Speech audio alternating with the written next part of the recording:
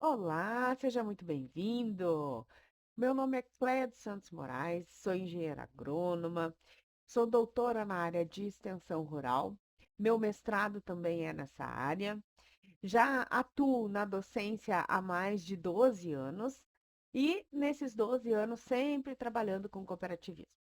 Eu tive uma prática muito grande na área de cooperativismo, que foi na coordenação dentro da Emater Rio Grande do Sul, do núcleo de cooperativismo.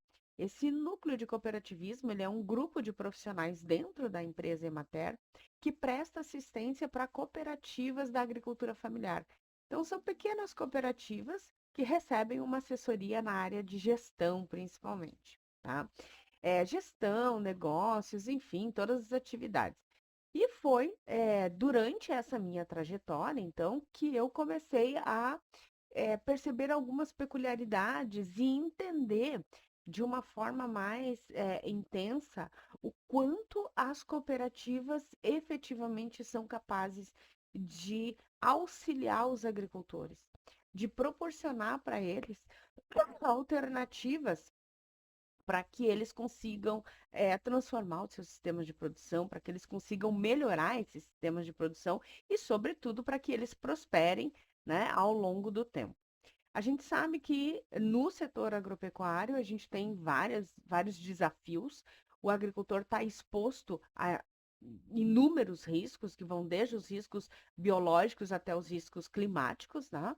E isso faz com que ele se torne um pouco mais vulnerável do que outras atividades econômicas que a gente tem na sociedade. E isso faz com que ele necessite de uma atenção especial que, por vezes, os bancos tradicionais não têm capacidade de trabalhar. E aí entra a cooperativa como uma estratégia, pensando justamente em que esse setor é um setor de transformações muito dinâmicas, né? Transformações muito intensas, sobretudo nos últimos anos, nas últimas décadas, em que nós temos um avanço gigantesco na área de tecnologia, por exemplo, fazendo com que o sistema agropecuário se molde a partir agora de tecnologias, como é o caso, por exemplo, da inteligência artificial, que tem chegado muito forte e tem provocado transformações muito intensas. E para que esses agricultores eles consigam, de fato, absorver essas tecnologias e usar elas, empregar elas dentro do sistema produtivo da melhor forma possível, eles precisam de recurso financeiro, eles precisam de investimentos, eles precisam de financiamento. Isso é uma coisa que muitas vezes é difícil eles alcançarem, principalmente quando eles vão para a linha dos bancos convencionais.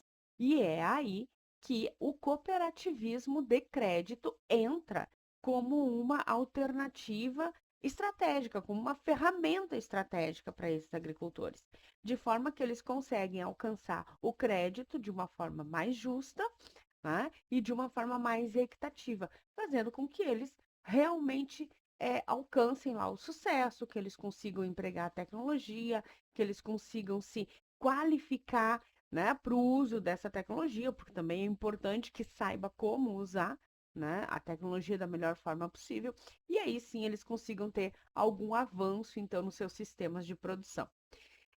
E as cooperativas, a gente sabe, elas fazem parte de um sistema, né, o sistema cooperativista, que ele é um sistema que visa uma colaboração, que visa uma união entre as pessoas para o alcance de objetivos comuns. Então, as pessoas se unem em cooperativas quando elas buscam um objetivo em comum, quando elas têm algo que elas querem alcançar e que elas realmente percebem que quando elas se unem e quando elas cooperam entre si, isso se torna muito mais fácil, muito mais tranquilo. O sistema cooperativismo ele é bastante antigo, vocês, né, certamente já ouviram falar da história lá dos pioneiros de Rockdale, onde se inicia esse movimento, e até hoje este movimento segue, ele segue extremamente intenso e fortalecido, com base em 7 princípios, que são os 7 princípios do cooperativismo. Essa é a base do sistema e é a base do trabalho das cooperativas. As cooperativas de crédito, se regem, se regram por estes mesmos princípios. Se a gente perceber, muitas das cooperativas de crédito que nós temos no Brasil, elas se regem por aqui e elas dizem, inclusive, elas têm clareza e transparência, né, em informar quais são as ações que elas fazem para dar conta de cada um desses princípios, tá?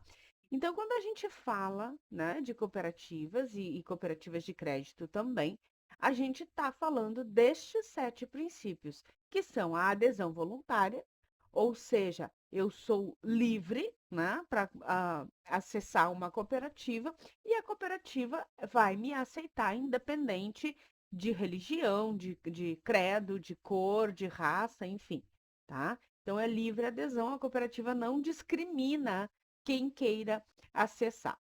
A gestão democrática, onde cada cooperado tem direito a um voto. Então, aqui nós temos uma diferença, por exemplo, das empresas, né? De outros tipos de empresas não cooperativas, em que aquele associado que tem um maior número de ações, ele tem mais peso nas decisões. No sistema cooperativista, não. Cada associado vai ter direito a um voto, independente do valor que ele integralizou nas suas cotas capitais, tá? A participação econômica, em que os cooperados eles contribuem, né, colaborativamente, cooperativamente, no funcionamento econômico, ou seja, né, na organização capital dessa cooperativa, e depois eles decidem, portanto, o que vai ser feito com as sobras, caso existam, né, durante o ano ali de atuação da cooperativa. Autonomia e independência. Esse é um princípio muito caro para as cooperativas de crédito e eu vou dizer para vocês o porquê.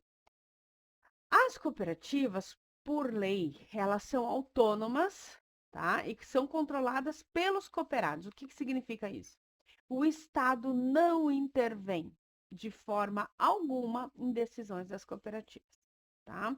Então, as cooperativas têm essa autonomia, essa independência em todo o seu processo de gestão, de tomada de decisão, como elas queiram. O que acontece? No cooperativismo de crédito, nós temos uma diferença nesse sentido da autonomia. Por quê? Embora a maior parte das suas decisões estejam, né, dentro desse princípio, ela deve seguir, né, o regramento do Banco Central do Brasil. Então, embora ela tenha sim, e ela cumpra, né, esse princípio de autonomia, mas ela, diferente das outras cooperativas, a cooperativa de crédito precisa seguir todos os regramentos do Banco Central do Brasil, do Conselho Monetário Nacional, tá? Então, aqui a única diferença que a gente tem, mas que ela é bastante significativa para as decisões que a cooperativa precisa tomar e, fundamentalmente, quando essa cooperativa vai trabalhar sua gestão de risco, tá? E ali, agora, quando a gente for conversar um pouquinho sobre o case, a gente já vai entender um pouquinho sobre o quanto isso impacta em algumas decisões, em algumas estratégias de gestão de risco, certo? O próximo princípio que nós temos é a educação, formação e informação. Então, que as cooperativas, elas trabalham sempre com a educação cooperativista, seja dos seus associados, seja dos seus gestores, seja da sociedade como um todo, né? Para que todos entendam o que é o cooperativismo, a importância, o impacto desse movimento. A intercooperação, que é o princípio em que as cooperativas elas vão trabalhar juntas. Então, 2 ou 3 cooperativas se unem, né, para poder alcançar um objetivo maior. Isso é a intercooperação, essas negociações, essas atividades, essas interações entre as cooperativas. E o interesse pela comunidade, em que as cooperativas, então, trabalham visando sempre o desenvolvimento sustentável da região em que elas estão inseridas, nas comunidades em que elas atuam, tá? Percebam que aqui a gente já está falando em desenvolvimento sustentável, isso está dentro do princípio cooperativista. Então, por isso que a gente entende, né, que as cooperativas têm sim muito forte esse trabalho com a sustentabilidade. A gente também vai discutir isso um pouquinho mais, tá?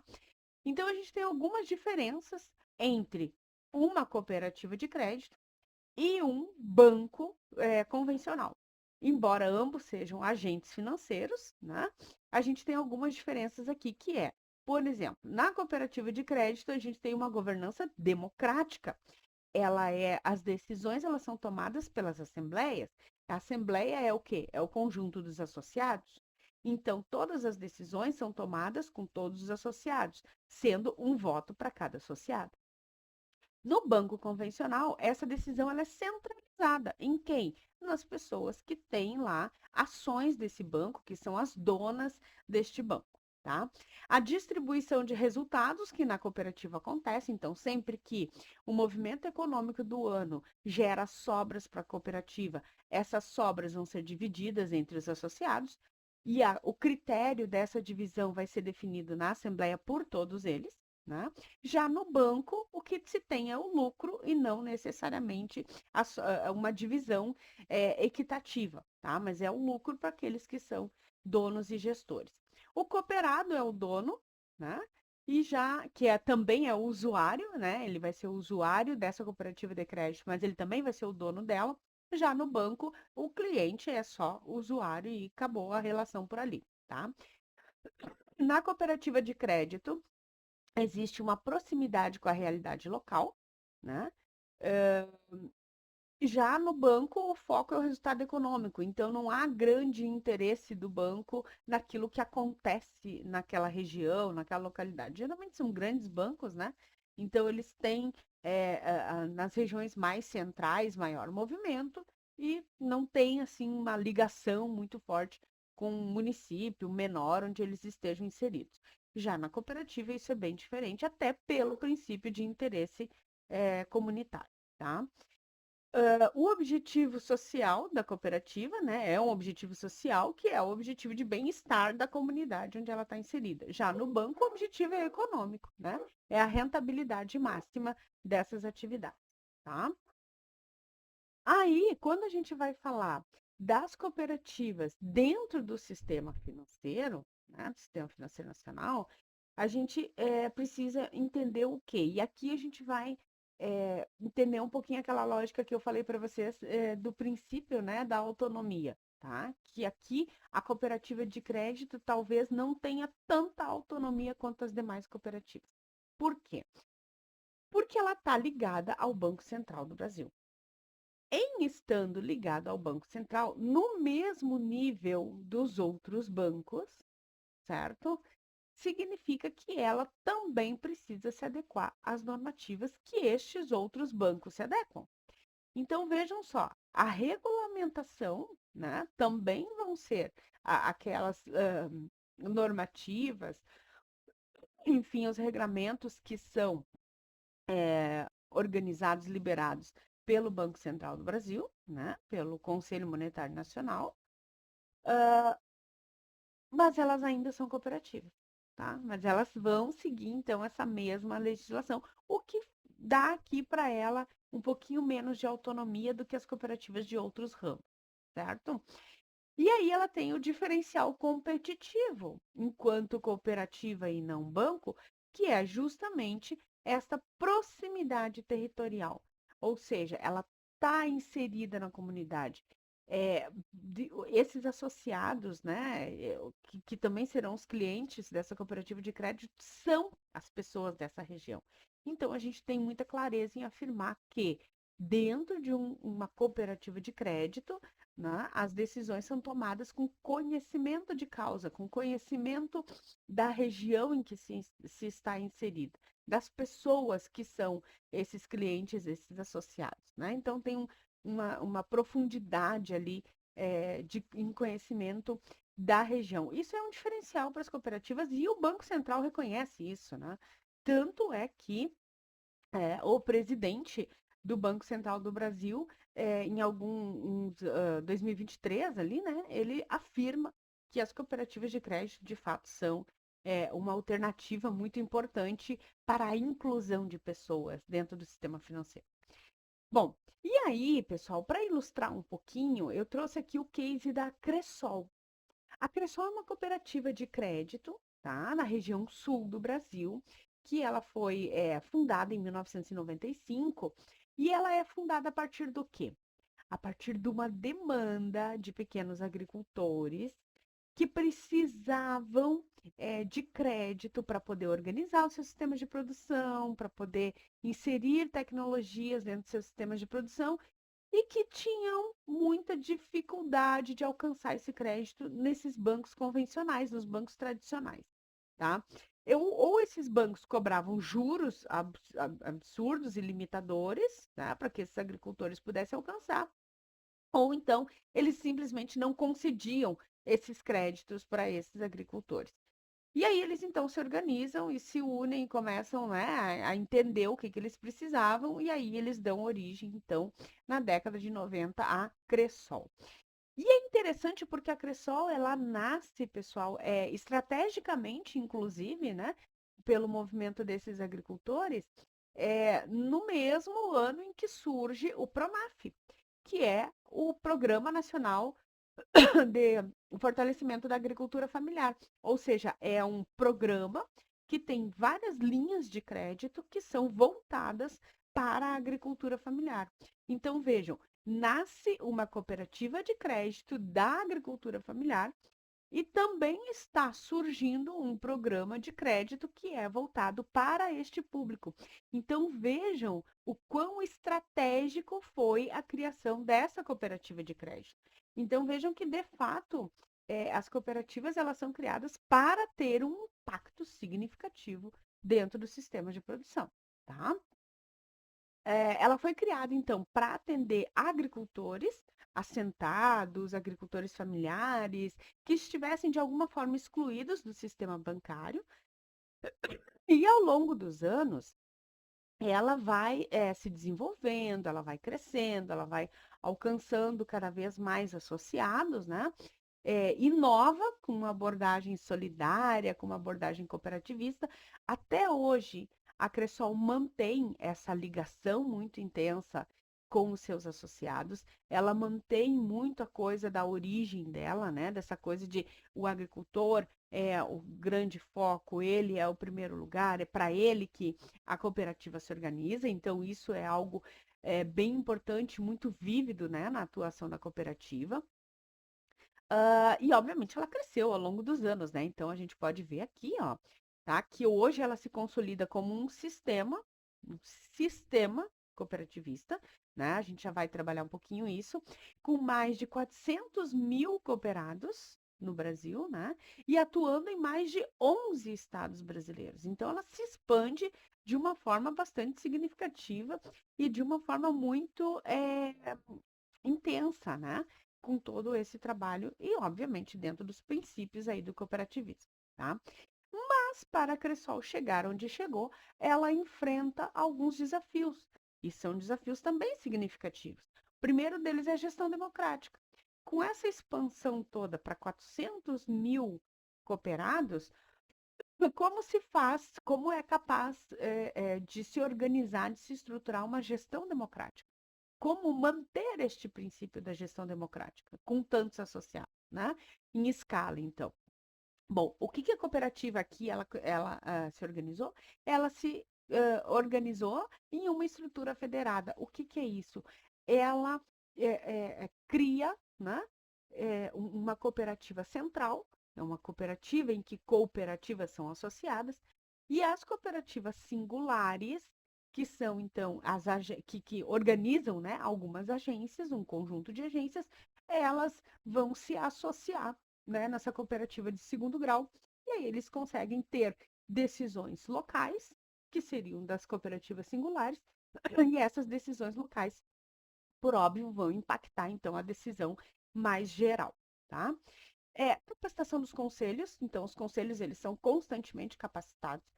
O que é o cooperativismo, quais são os princípios do cooperativismo, o que é uma governança cooperativista, né? Como as decisões precisam ser tomadas, o que é a gestão financeira, o que é o compliance, então isso está sempre constantemente sendo atualizado entre esses conselheiros, para que eles possam efetivamente auxiliar nessa gestão e nessas decisões, e as assembleias regionais, que foi a estrutura de nucleação que a cooperativa se organizou.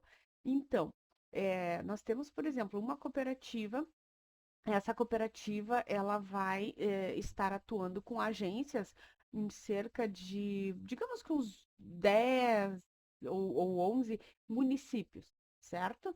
Esses municípios, cada município vai ter a sua nucleação, então ela vai ter um núcleo com representantes e a representação sempre vai ser proporcional ao número de associados daquela agência, tá? E aí eles vão então se reunir, fazer as assembleias e tomar as decisões que depois vão para a Assembleia Geral, para a decisão geral, tá? A outra questão, o outro desafio é a gestão de riscos, tá? E aí a gestão de riscos para além do balanço financeiro. Eu falei para vocês, né, a cooperativa ela precisa seguir todo um regramento, toda uma normativa do Banco Central e do Conselho Monetário Nacional, e para isso ela precisa tomar as decisões dela sempre muito comedida entre aquilo que é o melhor para o associado e aquilo que é a regra, que ela não pode fugir, tá? Isso faz com que ela precise criar estratégias para que essas decisões sejam sempre as mais assertivas. E aí a Cressol tem algumas estratégias que ela usa que são a visita na propriedade, né? Então, quando ela precisa, vamos supor lá, um ano que nós tivemos estiagem, os agricultores vão ter perdas, né? A gente vai precisar se reorganizar, daqui a pouquinho ter crédito a mais, o que que se faz? Bom, como a Cressol tem essa estratégia de visitas na propriedade, então conhece em loco aquilo que o associado está fazendo, como ele desenvolve, né?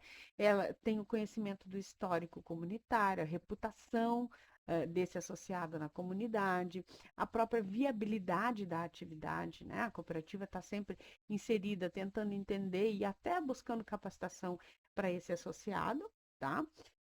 E a partir disso, ela consegue entender o, como ela consegue auxiliar, né? Então, com quanto de recurso, que tipo de recurso, a que nível de subsídios, tá?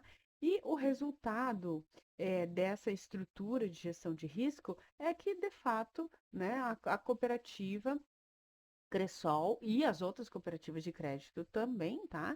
De forma geral, elas têm um índice de inadimplência bastante menor do que os bancos tradicionais, quando a gente fala de crédito rural, certo? O compliance, que é um outro desafio, né, que as cooperativas precisam, imaginem, elas precisam que estes 400 mil associados saibam aquilo que está acontecendo dentro da propriedade, né? Então, o desafio é manter essa atividade, essa identidade cooperativista, sem violar, né, o rigor de regulação, né, os critérios de regulação, as legislações do Banco Central. E aí, para isso, então, a Cressol adota essa abordagem de gestores capacitados, transparência em tudo aquilo que se faz. Então, o associado sabe o porquê que pode, o porquê que não pode. Ah, esse recurso nós conseguimos liberar, esse daqui a gente não consegue, porque a gente é limitado pela legislação A, B ou C, né?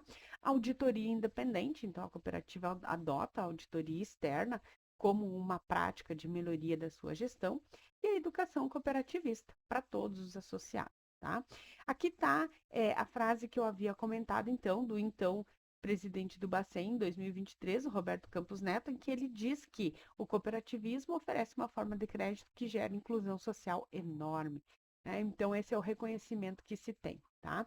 Em questão de sustentabilidade, a gente viu lá, né, que a sustentabilidade está dentro dos princípios do cooperativismo, então, ela é já um princípio, a gente nem precisa fortalecer tanto isso, porque a cooperativa sempre vai atuar nesse sentido, tá? Então, em termos ambientais, por exemplo, a Cressol, né, ela tem o financiamento para a agroecologia específico, crédito para energias renováveis, apoio à agricultura orgânica. A gente está falando aqui deste case, mas por óbvio, as outras cooperativas de crédito também têm linhas específicas para isso, né? Até porque o próprio Pronaf tem. Nas questões sociais, então, a inclusão financeira no campo, a educação cooperativista, a atuação junto a mulheres e jovens também é muito forte. né? A gente sabe que essas cooperativas de crédito, muitas delas têm programas, inclusive, que são específicos para beneficiar e capacitar mulheres e jovens. E a questão da governança, né? Onde se tem lá um sistema de transparência, prestação de contas, né? E a questão da gestão democrática, que é um dos princípios, então, do cooperativismo, certo? E o que que fica para a gente, então, né, pessoal, desse processo todo que a gente discute? Primeiro que a governança democrática ela é viável em escala, desde que a gente tenha uma estratégia, né? Que nesse caso, e é o caso da maior parte das cooperativas de crédito, é a federação dela, né? E uma capacitação continuada. A outra questão é a gestão do risco, né? Que é justamente fazer a gestão desse risco, é conhecer a realidade, é conhecer o associado, é conhecer as atividades econômicas que eles desenvolvem, quais são os riscos aliados a elas e algumas alternativas, então, para superar essas situações, tá? E aí até a gente coloca aqui, né, que dentro de uma cooperativa de crédito, então, o cooperado, ele não é um número, como no banco convencional, mas ele é um vizinho, né? O compliance, ele não ingesta, né? Mas ele protege a sustentabilidade da cooperativa e, obviamente, dos cooperados. A questão da sustentabilidade, então, que é parte da missão da cooperativa, ela faz parte dos valores da cooperativa, dos princípios cooperativistas, não é só uma ação de marketing ou para atender uma demanda do mercado. E o cooperativismo de crédito, por fim, então, mostra que sim, ele é possível de se alcançar rentabilidade, né, sem ter lucro máximo, né, sem ter um resultado que acabe, muitas vezes, explorando, né, um ou outro cliente, mas que sim que traga desenvolvimento, crescimento e progresso para os cooperados, tá? Então, gente, um pouquinho a ideia do trabalho hoje era esse, tá? Aí eu encerro aqui com o slogan da Cressol, né? Crédito justo para quem produz alimentos. E fico aí à disposição caso tenham alguma dúvida e desejo sucesso a todos.